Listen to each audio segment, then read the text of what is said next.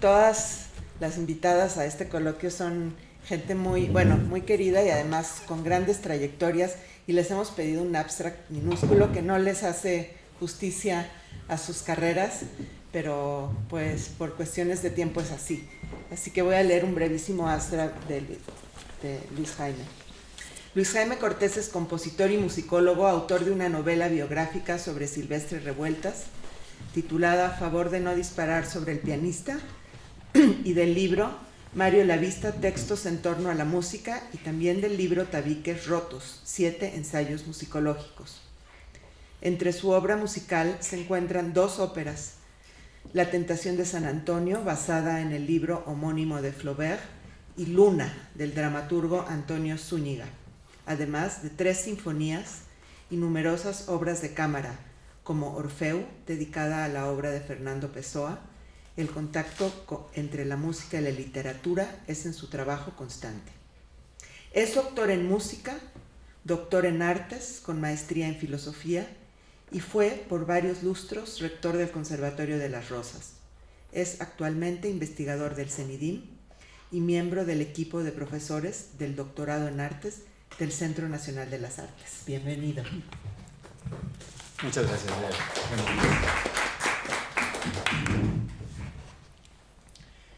Muy contento y agradecido de estar en este encuentro, que es un encuentro de amigos, de personas que conocimos y que llegamos a querer entrañablemente al maestro Joaquín Gutiérrez Heras. Así que muy agradecido, Consuelo, y muy contento de que ambas hayan hecho este proyecto, porque es una señal muy interesante en el sentido de que debemos hacer un esfuerzo serio, importante, por la música y por la obra, por la trayectoria, por la biografía de Joaquín Gutiérrez Heras.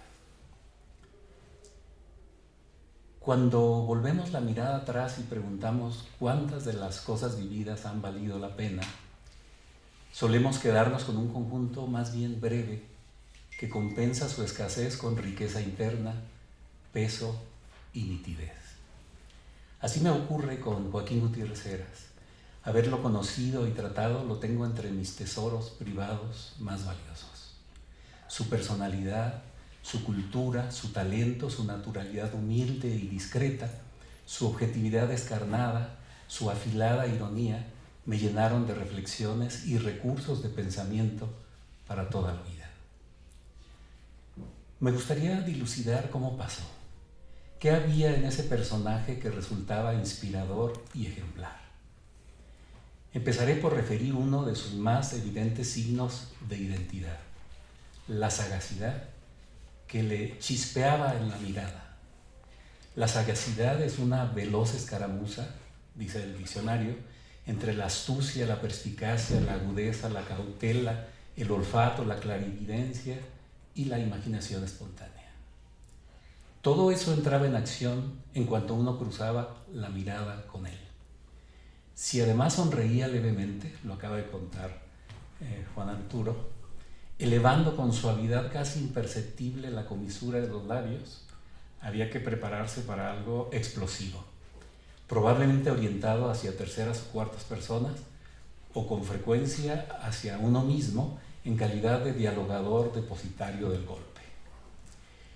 Un equívoco en la gramática, un dato histórico sutilmente incomprendido, una idea filosófica fugada en mitad de la comida, bastaban para que él aportara la dosis necesaria de felicidad ironizante. No puedo evitar un ejemplo.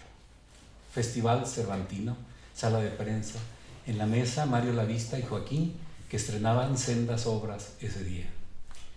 Lavista empezó a hablar de las nuevas técnicas instrumentales y, como era normal, su conversación sedujo a los periodistas, que pasaron un poco más de una hora escuchando embelesados sobre las posibilidades infinitas de los instrumentos.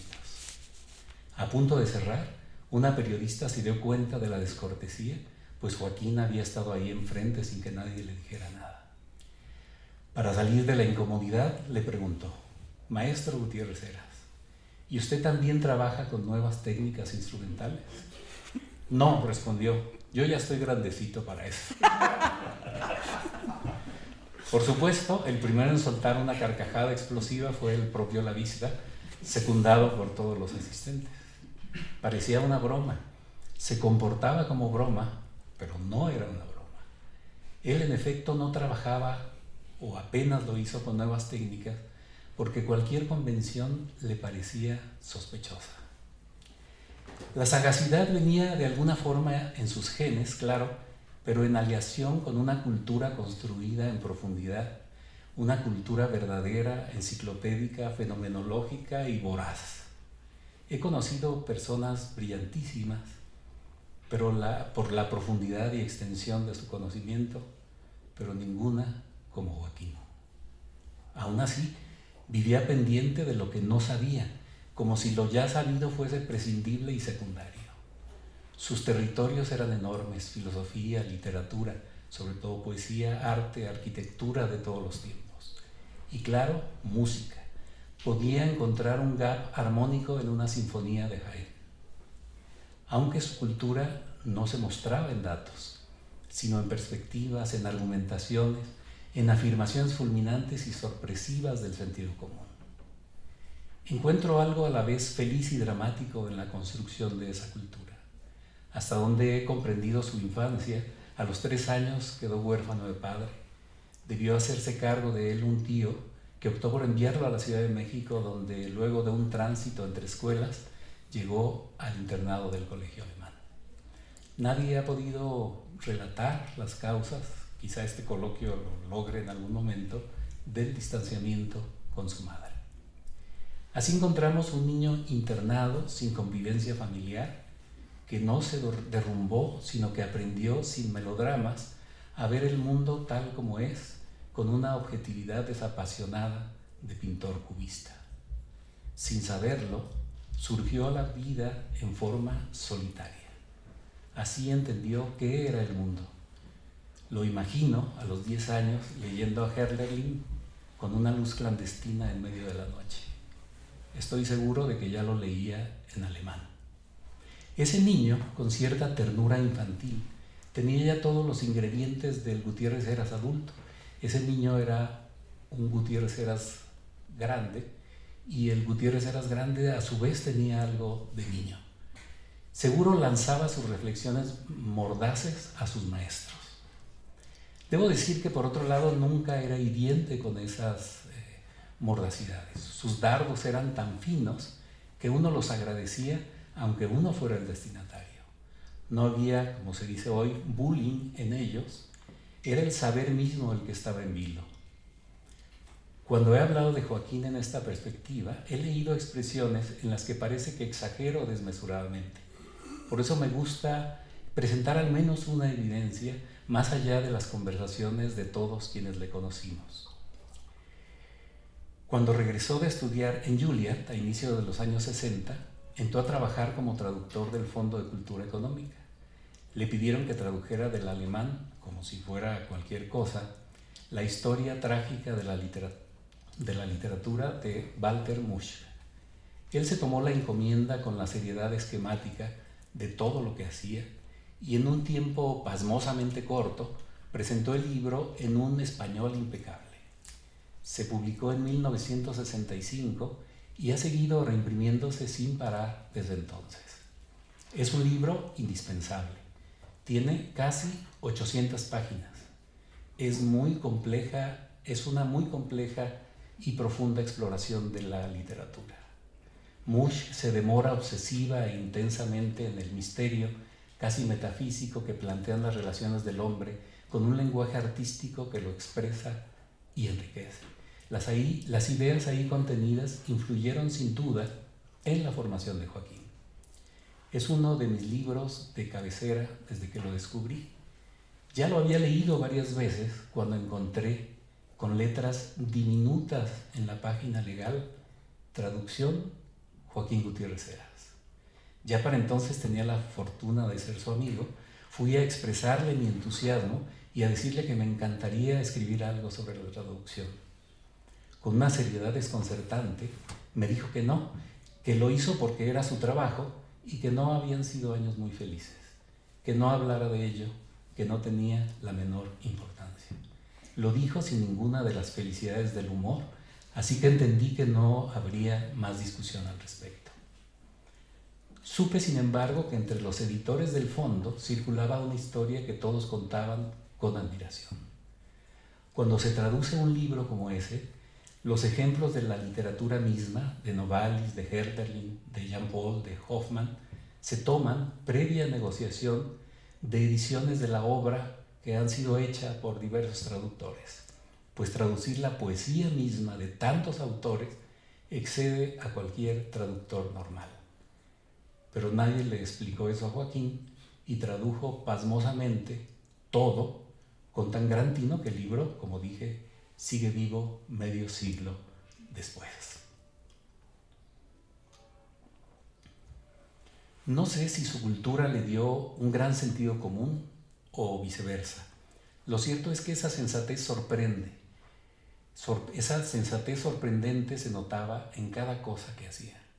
Sorprende cómo perdemos el sentido común y harían falta más Gutiérrez Heras para hacernos recordarlo. En cada observación suya había ese aterrizar en el sentido común, como que no nos dábamos cuenta que habíamos perdido hasta que escuchábamos a Joaquín. Un ejemplo breve más. Otra rueda de prensa de compositores, la queja era que los directores mexicanos se negaban ordinariamente a programar la música mexicana. Había un enojo razonable con las argumentaciones que ya conocemos. En medio de la polémica, pide la palabra y dice: yo creo que los directores están en su derecho de tocar lo que quieran. Al fin, nosotros hacemos lo mismo. Si voy a Margolín y veo una versión de la Quinta Sinfonía de Mahler con Bernstein y otra con Enrique Batis, tengan ustedes la seguridad de que voy a comprar la de Bernstein.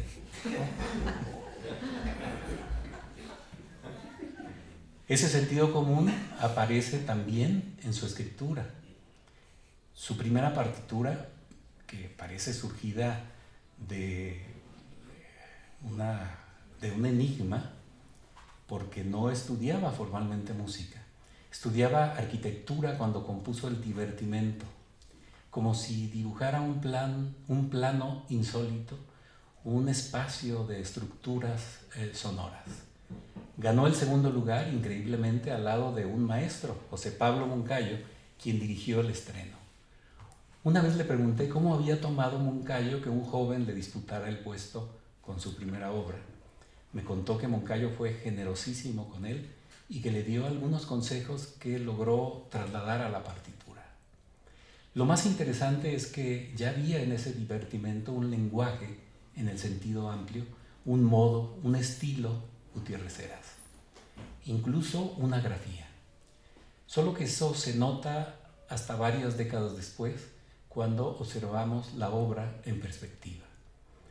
Con esa cultura y ese sentido común a cuestas, se fue a París a estudiar ni más ni menos que con la maestra Boulanger, no es poca cosa, pero no compartió el entusiasmo neoclásico que era una de las corrientes parisinas en boga.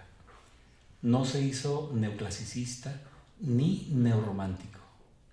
Luego fue a Juilliard, donde también estudió Manuel Enríquez, pero le molestó el serialismo en boga y huyó de ahí velozmente. Me sentía, contaba, como si fuera a llegar un auditor forense a sancionarme por las notas faltantes. Ahí pensó, luego de conocer las más radicales vanguardias, algo que repetía con frecuencia: si quieres ser vanguardista, no puedes ver a los lados. No debes imaginar siquiera lo que el otro está escribiendo. Solo debes escribir y apostar por lo que haces. El verdadero vanguardista es un solitario.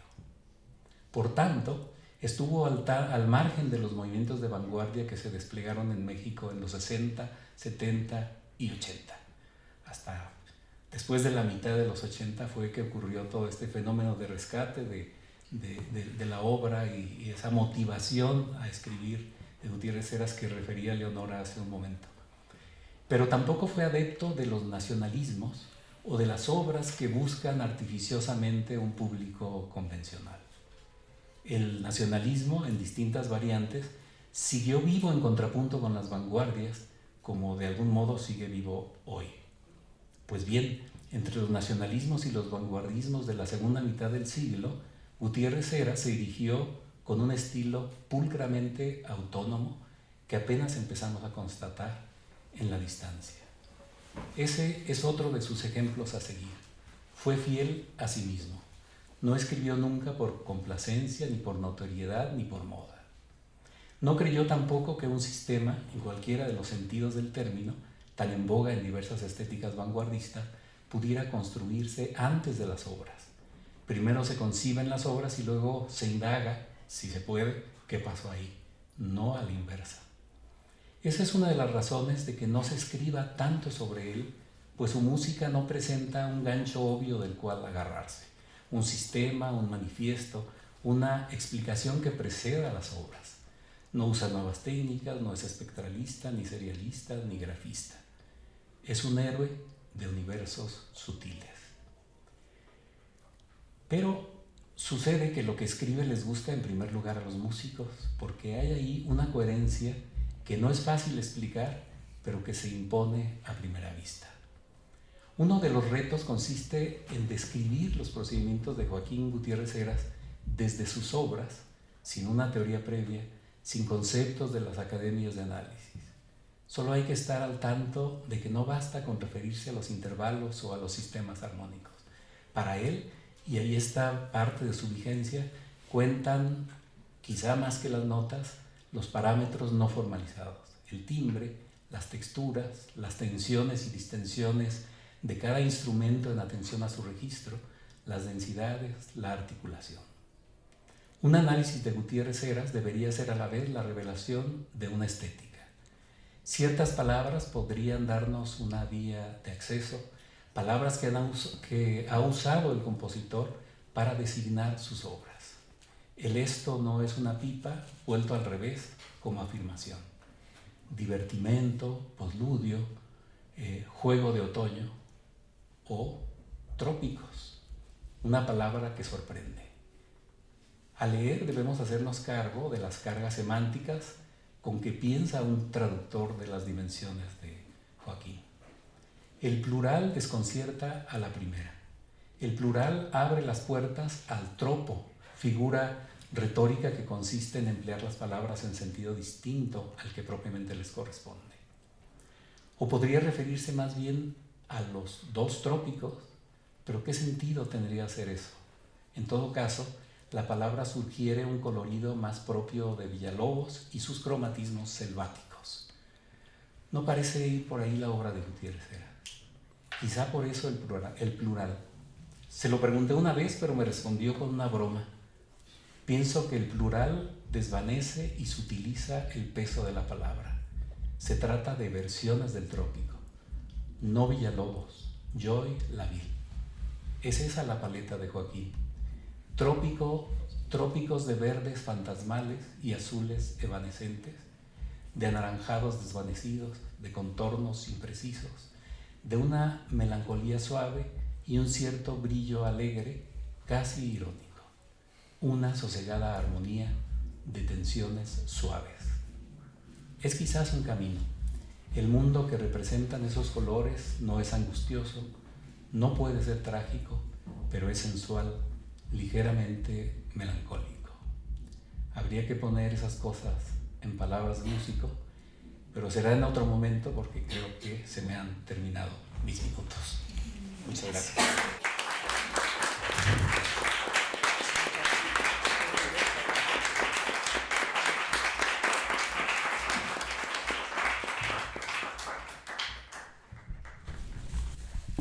Bueno, creo que vamos a continuar con las demás ponencias y al final, si hay preguntas o comentarios, lo hacemos. Muchísimas gracias, Luis Jaime, por este texto tan poético e inspirador. Yo nada más iba a agregar que una de las pasiones de Joaquín, según yo me acuerdo, eran las novelas de detectives. Ah, sí.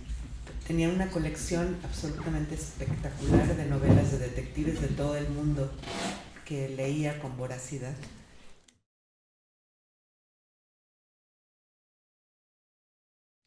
Vamos a continuar con Jorge Torres, que estudió composición en la Facultad de Música del UNAM y en el Conservatorio Superior de Música de París con Jacques Charpentier. Ha sido miembro del Sistema Nacional de Creadores de México. Es maestro en estudios de arte y doctor en filosofía por la Universidad Iberoamericana. Su trabajo apunta a convergencias entre creación y reflexión. Es profesor de la Escuela Superior de Música de Limba y la Escuela de Bellas Artes de la Universidad Panamericana.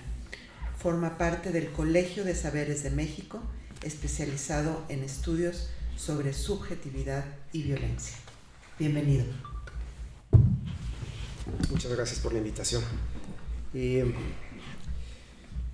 Voy a comenzar directamente. Consideraciones sobre lo bello en la obra de Joaquín Gutiérrez Heras.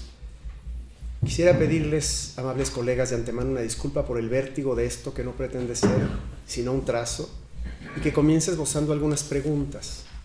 Reconocemos las cualidades musicales y el valor de la obra de Gutiérrez Heras, qué duda cabe.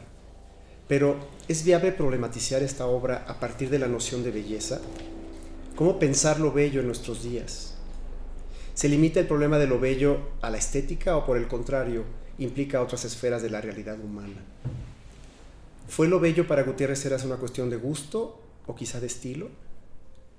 ¿Qué clase de ideas podrían estimular nuestro pensar respecto a estas cuestiones? ¿Qué implicaría en última instancia pensar en una apuesta por lo bello de cara al mal y a la libertad? Y sobre todo, ¿qué vías de interpretación se abren para nosotros al dirigir estas cuestiones a la obra de Gutiérrez Heras? Intentaré, si me lo permiten, esbozar algunas ideas trazando concomitancias entre distintos ámbitos del pensamiento. Pensar lo bello en nuestro tiempo.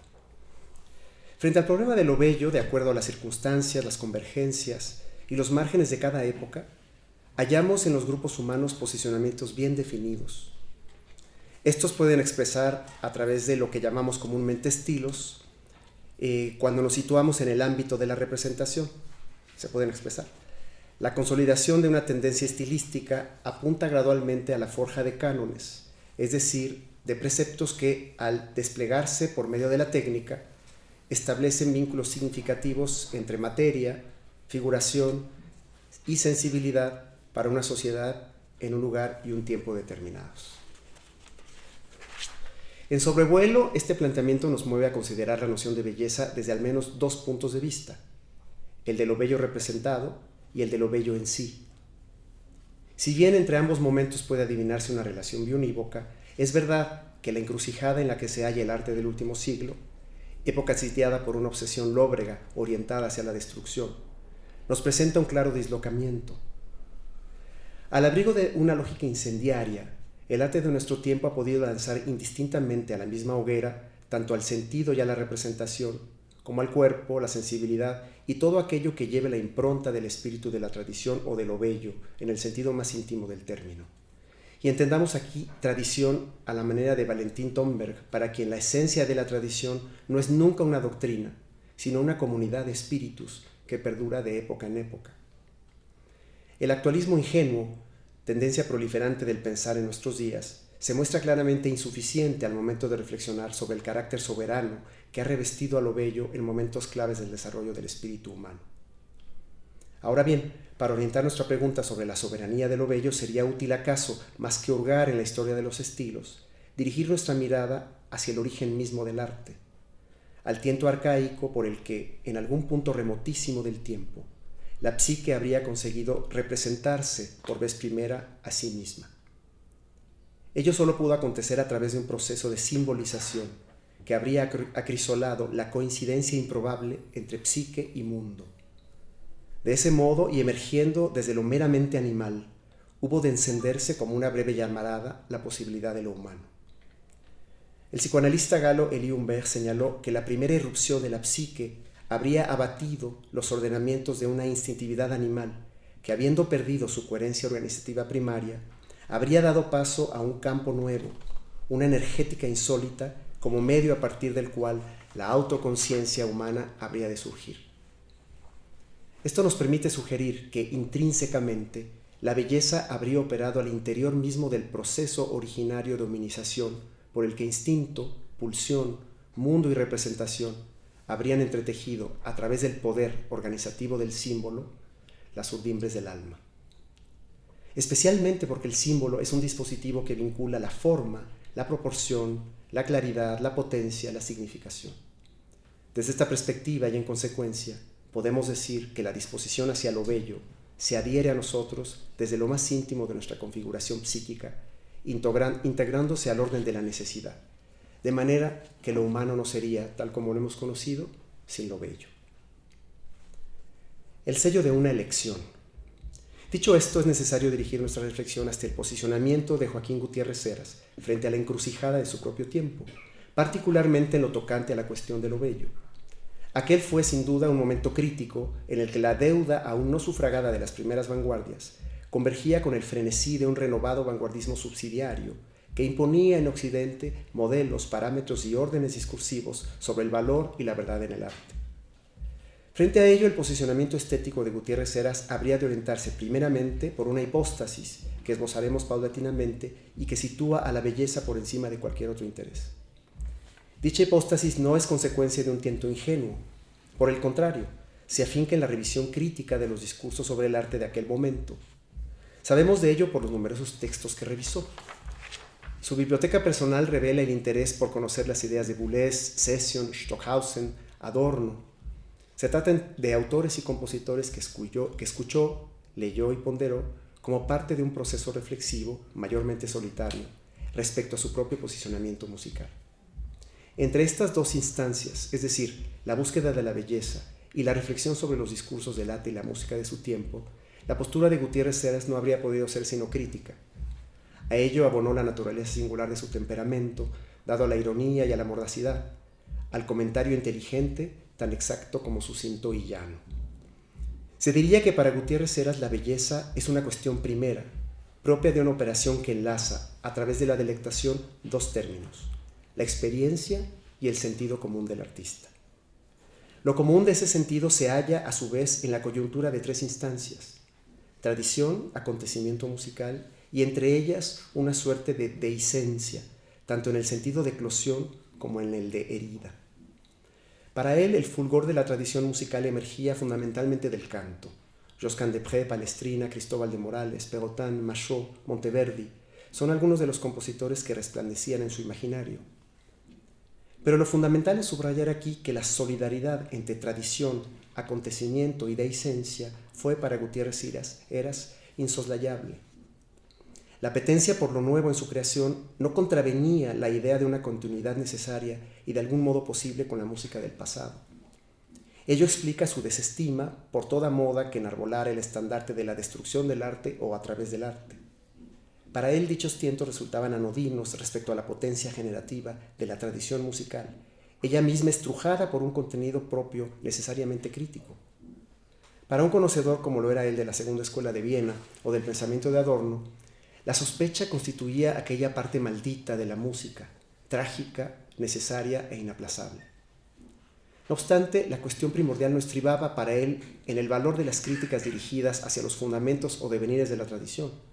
Más bien le resultaba inaceptable la frivolidad de un medio musical en ocasiones propenso al despropósito, al desatino o al disparate, afincado en tal o cual referente ideológico de moda. La moda es la madre de la muerte, decía Leopardi. Es en ese sentido que su obra habita en una esfera relativamente marginal con respecto a muchos de sus contemporáneos. He ahí el sello de su elección. Entre la tradición y la memoria, la libertad. La adherencia a la crítica desde el corazón mismo de la tradición es algo que él se allega a través de la escucha y la lectura atenta de las partituras de los autores que amaba, pero también de la copia como un gesto de rememoración. Me refiero con el término copia a ese gesto diligente por el que el aprendiz durante el proceso de formación se hace de las técnicas del maestro, reproduciendo o transcribiendo pacientemente sus obras. Creo que ello fue esencial en la formación del gusto musical de Joaquín. Con serenidad copiaba o transcribía obras de Dufay, Mozart o Bach. Lo sabemos con certeza porque entre sus libros aparecen de tanto en tanto fragmentos y obras reproducidos por él a mano. El signo de esa devoción se adivina en la caligrafía, esmerada y perfecta, testimonio de una aproximación escrupulosa hacia las músicas del pasado. Si en su definición más directa la técnica es un transformar el mundo a la mano, diríamos que hacerse de un mundo no es sino apropiarse de algo significativo a través de una cierta vivencia actual. Un algo que en boca de Prometeo de Esquilo viene a ser más bien una compleción, pues como diría el titán encadenado, en la escritura se encierra la memoria de todo. Esta clase de copia, en tanto gesto mnemónico escritural, apunta no solo a la rememoración, sino al gozo y a la supervivencia. Supervivencia en el sentido de una potencia, de plenitud o fertilidad de lo suprayacente. Que un gesto sobreviva a través de la copia apunta a que el sujeto que realice la acción de copiar se advenga por medio de esta la apetencia por la libertad. Una libertad cuyo sentido comparte desde ese preciso momento la genealogía de un itinerario histórico con una serie de acontecimientos anteriores que acuden a la ocasión actual. Este acudir, sin embargo, no implica un vínculo activo con el pasado, sino que se encuentra también, no solo implica un vínculo activo con el pasado, sino que se encuentra también impregnado de una condición nueva, lo suprayacente. La impronta de esto que superyace en el propio gesto de la copia constituye el germen de lo creativo en su sentido más auténtico y liberador. Esto equivale a decir que una parte de la vivencia actual está enteramente determinada por la escritura del pasado, pero otra se halla indeterminada y abierta a la singularidad de una actualización necesaria y permanente. Gutiérrez Heras no habría podido concebir la existencia en el presente desvinculada de una vivencia intensísima del pasado, como aquello que vuelve para renovarse permanentemente en el ahora, aceptando la dehiscencia, es decir, la condición doble y paradójica del momento presente, como apertura, pero también como herida. La apetencia que irradia este gesto es del orden de la libertad, y es ahí donde para él la libertad se juega como posibilidad estética y también, como veremos, ética. Aquí el gesto que emancipa no recurre a la destrucción del pasado o a la interdicción del gesto tradicional, a la caída infinita o a la reducción del sentido al absurdo. La libertad se realiza en una comunión ejemplar con la tradición desde la escucha serena, crítica y singular. En la humildad del gesto de copiar, el artista encara el pasado desde la más fértil atención. En la serie de eslabones que conducen al aprendiz hacia la vida creativa, la copia no representa desde luego un fin en sí misma, pero asegura una cierta continuidad con el pasado y también, en tanto gesto preñado de superyección, la apertura a la potencia de lo creativo y a la intensidad de la ocasión presente. Lo bello frente al problema del mal. En 2006, el sinólogo François Chen, exactamente contemporáneo de Gutiérrez Heras, publicó sus célebres 5 meditaciones sobre la belleza. Una de las ideas preliminares del libro señala que la potencia de la belleza y su urgencia estriba en cómo es que ésta es capaz de dar cara a los males de nuestro tiempo. De un lado se encuentra el mal, del otro la belleza. Por nuestra parte, hemos sugerido al inicio de esta ponencia que lo humano y lo bello son correlativos, pero el mal es también inherente a nuestra naturaleza. Pensar en esta confrontación y su correspondencia con las pulsiones humanas se vuelve inaplazable en un mundo posterior a la Shoah, donde la posibilidad del porvenir se desdibuja. Para plantear el problema del mal, Hannah Arendt nos ofrece una pista importantísima a través de la noción de banalidad. Lo banal surge como consecuencia de la enajenación de los individuos. Arendt observa cómo, en ciertas circunstancias, el sujeto puede expulsarse de sí hacia una esfera enajenante donde priva la indolencia y el desinterés de sí. De ello resulta que el sujeto termina por despojarse de su propia interioridad, embarcándose en una desimplicación de sí mismo, quedando así expulsado de la conciencia ética. Si la belleza solo puede aparecer en el orden de la emancipación y de la libertad, el mal, por el contrario, abisma al sujeto en la hondura de la enajenación. En consecuencia, que un artista abrace sin reparo la vía de lo bello en nuestros tiempos no puede ser leído sino como un gesto de eticidad. Es ahí donde la lección de Gutiérrez Heras cobra para nosotros toda su dimensión y alcance. Pero la belleza no es para él un asunto meramente de estilo o algo vinculado a la pura circunstancia o al placer sensorial, sino que lo bello orienta y define su apuesta musical como una auténtica hipóstasis. Cada una de sus obras, desde la música orquestal hasta la más modesta canción de cuna, son prueba de ello. Lo que sostenemos es que Gutiérrez Heras nos hereda un posicionamiento frente al que los creadores no podemos permanecer indiferentes, especialmente cuando reparamos en cómo la repulsión sistemática por lo bello parece haberse alojado en nuestra expectativa respecto al arte contemporáneo. Y la pregunta obligada es si esto puede ser acaso leído como un síntoma. La trampa de la simulación. Sabemos que Sigmund Freud, cuya teoría psicoanalítica se enraizaba en el estudio de las pulsiones, llegó a considerar la vía del arte como un camino eficaz de sublimación para el aparato psíquico. Lo bello quedaría vinculado, en consecuencia, con la eficacia de un redireccionamiento de lo informe pulsional hacia una satisfacción mediada por los dispositivos del arte y la estética. Lo contrario, es decir, el horror, la fealdad, la destrucción, resultan de una pulsión que, en la búsqueda de su satisfacción, no encuentra inhibidores eficientes. Lo grotesco en esta operación se advierte en la manera en que cierto tipo de goce, acoplado a la necesidad destructiva tan propia de nuestra época, se adhiere a un dispositivo que no es otro que el de la represión. Es entonces que podemos hablar de la represión de lo bello. Recordemos que la represión es para Freud un mecanismo de desalojo y de suplantación. Cuando en nuestros días lo bello resulta tan frecuentemente sitiado por la represión, es inevitable pensar en aquello que termina por llenar esa casilla vacía. Lo que aparece en esa vacante, en ausencia de lo bello, son suplantaciones. Esta operación conjura una metáfora maligna donde lo que queda no es sino un simulacro de aquello perdido.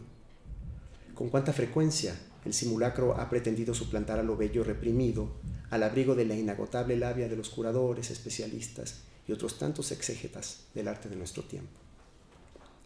Se diría que el reto mayor del artista consiste en ofrecer una resistencia de cara a un sistema complejo, donde a cada tiento reflexivo parece adelantarse la futilidad de una respuesta que no hace sino retardar permanentemente la llegada consciente del creador a las implicaciones de su propia obra. Lo banal que habita en las decisiones ingenuas frente al empleo de la tecnología, en el abandono de la escritura y la memoria milenaria que ello conserva, o en la frivolidad frente a la ascensión de las ideologías que abaten el pensamiento y lo erosionan, demanda de una confrontación, un encarar, más aún cuando el pensamiento deviene efímero, volátil, amebiano, como diría recientemente el poeta Javier Sicilia. No sabemos si Gutiérrez Heras logró dimensionar los alcances de aquella postura suya que hoy día parece inalcanzable, la de una vida dedicada a la belleza. Su voluntad de hipostasiar esa belleza como aspiración orientadora y garante de la creación musical encuentra para nosotros resonancia en las meditaciones de Cheng, pues como él mismo señala, nada obliga al universo a ser bello, y no obstante lo es. Corolario y una tarea pendiente. Finalmente, la dimensión trágica de lo bello, inherente a la vida misma, es profundamente real, y la hallamos en aquello frente a lo que la belleza está llamada a erigirse. La muerte, el horror, la anomia, la desmemoria, la banalidad del mal, el propio mal radical, el uso perverso de lo bello cuando se instrumentaliza por las múltiples industrias de la propaganda y del poder. Ello debe despertar en nosotros, como lo hizo en Gutiérrez Heras, la necesidad de encarar este enigma trágico. Si el arte no abraza este misterio, terminará por desasirse de su dimensión humana. Si el arte se desimplica de lo bello, no será capaz de resistir a los embates permanentes de esa banalidad, tras la que se resguarda la cara más lóbrega del mal. La contemplación, lo sereno, el auténtico anhelo de verdad y belleza musicales, de un sentido posible más allá de los acontecimientos coyunturales del presente inmediato, la resistencia como gesto ético, encarnan para nosotros el más profundo legado de Joaquín Gutiérrez Heras, quien con su música nos recuerda, como lo hiciera Dostoyevsky, que solo la belleza salvará al mundo. Muchas gracias.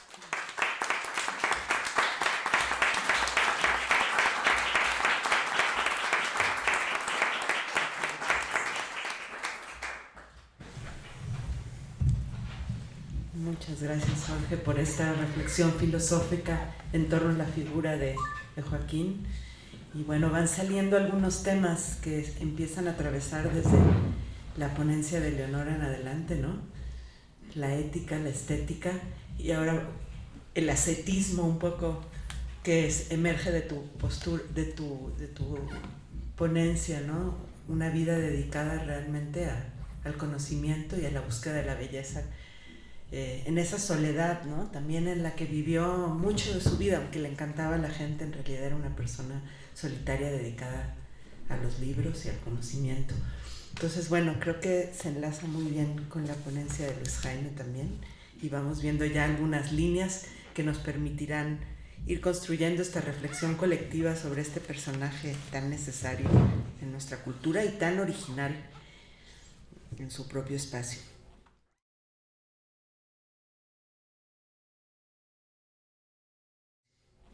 Seguimos por cuestiones de tiempo, tenemos que darle un poco de velocidad con el doctor Gustavo Martín. Muchas gracias. Voy a leer una breve reseña. Es un violonchelista mexicano cuyas actividades se centran en la música de cámara. Es profesor de tiempo completo de esta Facultad de Música de la UNAM. Su discografía integra más de 10 producciones. En el 2005 recibió el reconocimiento Distinción Universidad Nacional para Jóvenes Académicos en el área de docencia en las artes. Como compositor ha musicalizado obras teatrales y su catálogo de composiciones incluye piezas para diversos ensambles de cámara y obras vocales. Es doctor en música por la UNAM y su trabajo como investigador se centra en la música mexicana de concierto. Actualmente coordina el proyecto El Violonchelo en México. Bienvenido y gracias. Muchas gracias.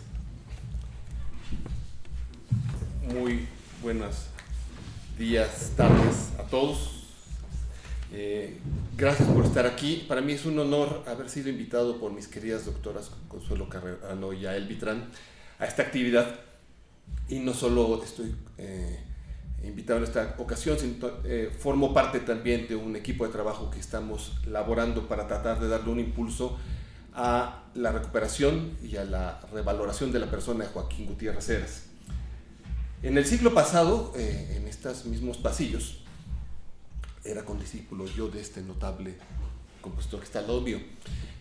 Me tocó escuchar por primera vez una obra de Gutiérrez Heras, que fue la Sonata Simple, ¿no? Y la tocaban con mucho cariño los colegas flautistas de la facultad. Y fue mi primer encuentro, y después fue mi primer encuentro con un compositor que yo había escuchado en la sala, un compositor vivo que un día me topé en Radio UNAM. Entonces resulta que los compositores caminaban por ahí, eran seres vivos, ¿no? Estábamos acostumbrados simplemente a interactuar con seres muertos y con sus partituras, ¿no? No era fácil interactuar con el maestro Gutiérrez Heras, ¿no? Alguna vez yo lo saludé en Radio UNAM y lo único que pude interactuar con él fue eso, ese saludo, y ahí quedó, ¿no? Sin embargo, habría de venir después, unos años después, para mí la escucha de una pieza que fue fundamental, que fue la canción En el Puerto. Evidentemente porque soy violonchelista y porque la voz de esta pieza era muy relevante para mí, ¿no? Pero entonces yo ya estaba encaminado a encontrarle particular gusto y aprecio a los compositores mexicanos. Toqué la obra y empecé a interactuar más con este compositor. Y empecé a interactuar más con la idea de que los compositores tenían una voz personal. Y también, paralelo a esto, con la idea de ver cómo diablos yo hacía para que eso que yo estaba tratando de desarrollar, que era mi voz, ¿sí?, interactuara de mejor manera con la voz de estos compositores. Algunos colegas míos lo eran compositores, y me tocó la oportunidad de tocar música de ellos aquí en la facultad, o estrenar obras, o de trabajar con ellos para que fueran estrenadas estas piezas. Pero el tema de esta voz para mí seguía prevaleciendo, y en el caso de Gutiérrez Heras, cuando yo me estaba preparando para venir el día de hoy, pues originalmente me iba a remitir a algo que ha sido un tema pues relevante para mí, que es la idea del lirismo dentro de la música de concierto, la concepción lírica en lo melódico y en cómo se estructuran las cosas de manera lírica.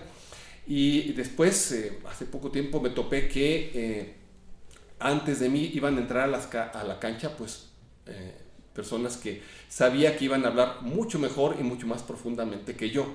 Y me pareció que yo quería aportar algo que diera un poco de perfil al compositor que pude conocer y al compositor que aprecio, ¿no? Entonces, déjenme contarles 3 maneras con las cuales yo estoy tratando de interactuar con esta voz de Gutiérrez Heras. La primera tiene que ver con este proyecto que tengo que se llama El Violonchelo en México. Yo estoy completamente de acuerdo con lo que decía la doctora Saavedra, que tenemos que ver la manera de proyectar esto para adelante, y también lo planteó Juan Arturo Brennan, ¿no? ¿Cómo podemos hacerlo, no? Bueno, pues una de las cuestiones que hay que hacer es reeditar esta música.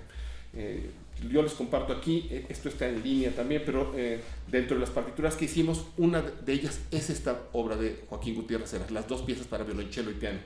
Lo que tratamos de hacer en este proyecto fue una edición crítica, sustentada, armada, y que tuviera esos 2 elementos, que creo que es la primera manera de recuperar la voz de alguien que ya no está con nosotros. Es decir, crear un documento que provea la información necesaria, suficiente, para que alguien se aproxime a la obra, y 2, que este producto, en términos de lo que es la partitura, sea funcional para que uno ejerza.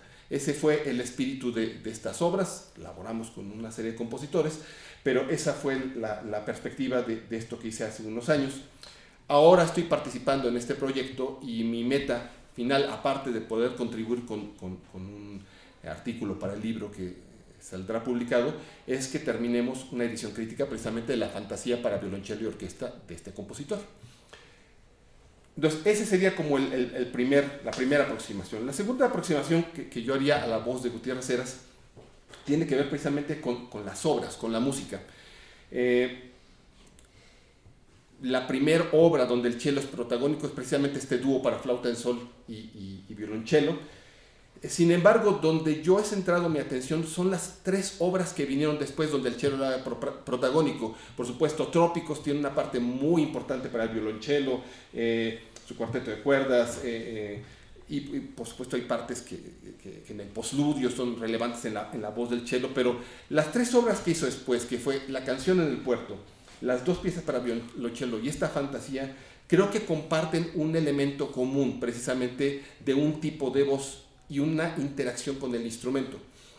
Yo sostendría que Gutiérrez Heras encontró en el violonchelo una cierta voz peculiar en esta etapa final de su vida. Por algo compuso estas obras. Claro, motivado de alguna manera porque tenía músicos que tocaban este instrumento que resultaban ser provocativos en ese sentido para poder componer. Claro que esto es importante para los compositores, o creo que así puede llegar a pasar. A veces podemos no cumplir con ello, pero tratamos de hacerlo, ¿no? Pero estas 3 piezas tienen esta cualidad. ¿Y qué se puede hacer entonces para recuperar la voz, ¿no? Iniciemos con lo histórico de esta canción en el puerto. Esta canción se hizo dedicada a Yolanda Moreno Rivas, ¿no? La canción, de manera general, es una pieza que yo considero que es francamente lírica, ¿no? Y surgió como homenaje a alguien que también estuvo ligado a este compositor. Pero ¿cómo surgió la obra? O sea, ¿de dónde partió? Es decir, tenía como 2 ideas que había hecho. A lo mejor fueron para música de película. Y bueno, cuando le hicieron el homenaje a Yolanda Moreno, que iba a tocar Carlos Prieto, entonces yo dije, bueno, pues yo puedo hacer una pieza para que se toque ahí. Y fue como nació esta pieza, ¿no? Como yo mencionaba, la pieza fue desde un inicio un éxito, claro, entre la banda chelística o chelera, como la quieran considerar, fue mayor. Y esto llevaría a que muchos violonchelistas la tocáramos, que se grabara, pero creo que el gusto maestro Gutiérrez Heras trascendió a nuestro instrumento, ¿verdad? Bueno, años más tarde me pidió Omar Hernández que si la podía tocar en viola. Entonces yo hice una cosa, creo que en cierto momento nada más cambié de octava, ¿no? Y también se publicó, y la grabó él también. Ahora bien, maestro, sus obras se han creado con una variada línea o factura, creo yo. Esto ya se ha comentado previamente aquí. Creo que podemos coincidir en que la canción En el puerto es una pieza completamente lírica, pero finalmente no sé qué es lo que piensa usted. Sí, digo, y tradicional, ¿no? Digo, ahora, claro, yo me inclino mucho por la música modal, ¿no? Y tiene algo de eso, ¿no? Entiendo. Ahora bien, yo he puesto énfasis en esta ocasión, que estamos todos reunidos, en el protagonismo que tiene la voz del violonchelo en su música. En particular la ya citada canción En el puerto, las dos piezas que fueron hechas en 1999 y también motivadas por la relación con Álvaro Vitrán, y la Fantasía para violonchelo y orquesta, que es de 2005 y fue también pues, provocada por la relación con Carlos Prieto. Y creo que las tres comparten este espíritu lírico, y creo que esto no es fortuito. En este lapso de una década usted creó tres obras que son muy relevantes para el repertorio de mi instrumento y que coinciden con esta cualidad. ¿Podríamos andar al respecto entonces? A mí me parece que el cello realmente, pues, en general los instrumentos de cuerda, pero sobre todo el cello, pues son instrumentos cantantes, ¿no? Digo, pueden hacer cosas un poco menos cantantes, digamos, pero me parece que su voz natural es un poco eso, ¿no? Digo, entonces, pues, no veo, es decir, yo me tendría que casi ponerlo como problema de hacer una pieza para cello que tuviera, bueno, que no fuera tan lírica, digamos. Las dos primeras obras que he mencionado son para la dotación de violonchelo y piano. ¿Habría que considerar que una obra para violonchelo y orquesta requeriría necesariamente un discurso más rítmico, virtuoso, como suele ocurrir con algunas obras concertantes? ¿O cómo aplicaría el lirismo en este caso? De la Fantasía concertante que le hice a Carlos Prieto, la de cello y orquesta, Sí. pues hay partes más, menos cantantes, digamos, ¿no? Pero yo creo que principalmente sí el cello es una voz que a mí me parece que si no está uno haciendo algo cantante, como que está desaprovechando el instrumento, ¿no? Ahora bien, estas tres obras son composiciones de música de concierto, pero una buena parte de su producción como compositor es música para cine. Ya hemos escuchado información al respecto el día de hoy, por cierto. ¿Cómo ha usado al violonchelo entonces en este contexto del cine? En el cine, digamos, casi diría yo que se daba en ciertos momentos algo más lírico, ¿no? Pero había otras imágenes que no pedían ese tipo de música, y lo hacía yo también, ¿no? De lo que me comenta usted, pareciera ser que esta música que ha compuesto surge con este lirismo de manera natural, no por una elección racional. Hay compositores que en su labor se inspiran o hacen evocaciones a imágenes o que conciben su música de una manera metafórica, pero no sé si usted se ha visto motivado en este sentido por algo externo. Pues realmente no se me ocurre así. Lo motivante pues ya es la música misma, ¿no? Puede haber algo así, pero no, como que no me doy cuenta, o se me olvida, o en fin. Es interesante que podamos recalcar que la música habla por sí misma en estos casos. Puedo imaginar que la fantasía orquestal, por sus dimensiones y características, implicó un proceso creativo gradual, pero con la canción En el puerto surgió de un impulso más inmediato, más de golpe. Yo creo que vino de algo que hice antes, pero no sé si fue música de película o una pieza independiente, ¿no? Cuando yo he hecho música de película o de teatro, en ciertos momentos veo algo que digo, esto me parecería interesante desarrollarlo. Por ejemplo, la primera parte de las dos piezas fue hecha para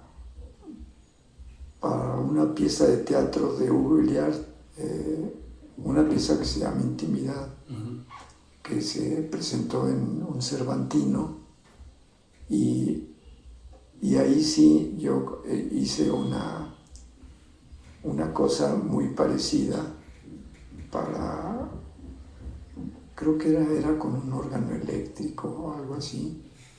Entiendo, pero ahora bien, ¿qué tanto como compositor mexicano se siente conectado hacia alguna tendencia o estilo?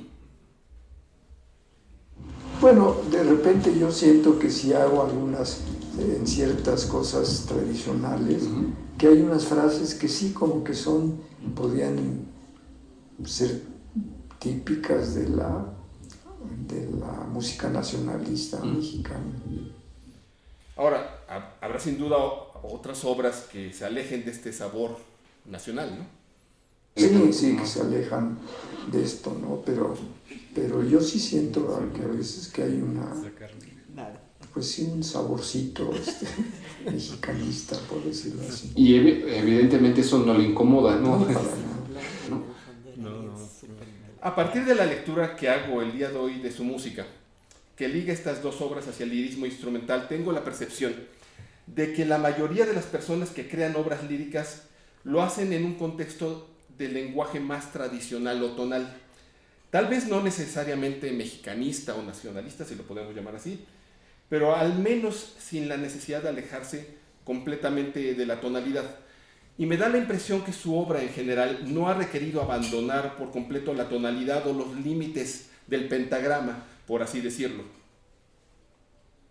Bueno, si usted oye la fantasía esta, hay partes en que sí, la tonalidad no está muy presente, digamos, ¿no? Que hay más, yo diría, pues más libertad respecto de la tonalidad, ¿no? ¿Pero piensa que su obra busca algún tipo de ruptura con la tonalidad o que busque desmarcarse concretamente de esta tonalidad? No, digo, mire, ¿cómo le diría? No me preocupo mucho si la tonalidad o no. Yo veo que algo que me parece que es como una continuación lógica de lo que vino antes, ¿no? Si se aleja de la tonalidad, bueno, ok, pero y si no, pues no. Pero no, esta pieza de la fantasía concertante, yo no la oigo tan ¿cómo le diría? Tan tonal, pero por lo demás no. Yo creo que la música sí debe tener un poco de ¿cómo diría yo? De libertad en ese sentido. Es decir, no creo en las piezas que así deben ser. Yo casi diría que cada época se hace su propio Beethoven, su propio Bach, porque si no yo creo que la música se moriría. Yo creo que eso es lo que la mantiene viva. Ahora bien, en mi experiencia como editor de partituras, he tenido contacto con los manuscritos de sus composiciones. Creo que algo que los caracteriza es la limpieza y la claridad del dibujo y la definida información que contienen. Es decir, hay una congruencia en esta grafía y en los pensamientos y en la búsqueda sonora. Más allá de esto que he comentado, ¿considera usted que lo que expresa gráficamente sus partituras es claro y suficiente? Entonces, para remitirse a las obras y lograr una buena interpretación por parte de los ejecutantes. Que sí, en general sí. Lo que me parece importante es que le atinen al tempo. Yo creo que una partitura, que hay piezas que si no hay un tempo, que a mí me parece el correcto, ¿no? Pues que les dan la torre, no solo con obras mías, sino con otras obras. Ahora yo casi ahora prefiero poner Allegro non troppo o algo así, porque una sonata para flauta y piano, la sonata simple. Yo puse un metrónomo y luego años después dije, ¿cómo pudo poner ese metrónomo? No puede ser. Es decir, yo creo que hasta los metrónomos deben cambiar. Mi percepción, ya para finalizar, es que todos los que hemos tocado la canción en el puerto hemos tenido eventos evocativos y de alguna manera nos dejamos llevar por la obra. Nos vemos de alguna manera conmovidos por ella. Pareciera ser una obra con una coherencia desde un inicio hasta su fin, como si tuviera un plan interno definido. No, mire, yo digo, si comienzo en cierta forma, yo tengo que seguir lo que propone este comienzo, y ya, ¿no? Es decir, que se van dando cosas que me suenan lógicas, verdaderas, ¿no? Es decir, que no voy a de repente meter, voy a hacer aquí algo así más moderno. Alguna vez lo hice y finalmente lo volví a cambiar, ¿no? Es decir, no con esta pieza, con otra cosa, ¿no? Es decir, que pues lo que yo le llamo decir mentiras, ¿no? Que quiere uno ser más moderno y no funciona. Es casi como decir, ¿qué es lo que quiere esta pieza? Es decir, no le voy a obligar que haga tal cosa, sino ella ya le está diciendo un poco, yo quiero ir por aquí, ¿no? Quise en este segundo impulso recuperar la voz del maestro porque tal vez es de las cosas que no siempre es viable, ¿no? Y yo sabía que todos mis colegas iban a remitirse de manera puntual y profunda, pero yo no podría suplantar las palabras del maestro. La tercera línea con la que quiero terminar hoy es con la voz del mismo compositor en mi instrumento, ¿no? Quisiera cerrar mi participación con la canción en el puerto. He invitado para ello a Francisco Arista, es un notable alumno de la facultad, y esa es la tercera línea que quiero comentarles. Creo que nosotros tenemos que poner a nuestros alumnos a tocar música mexicana. Es algo que yo he tratado de hacer y parte de este esfuerzo editorial tiene que ver con eso, con que los alumnos puedan hacer esta música, pero me pareció prudente invitar a Francisco, que es alumno mío de música de cámara, a que participe con nosotros. Claro, si no tiene inconveniente el maestro Gutiérrez Heras. Sí, puede ser, sí. Entonces, toquemos esta.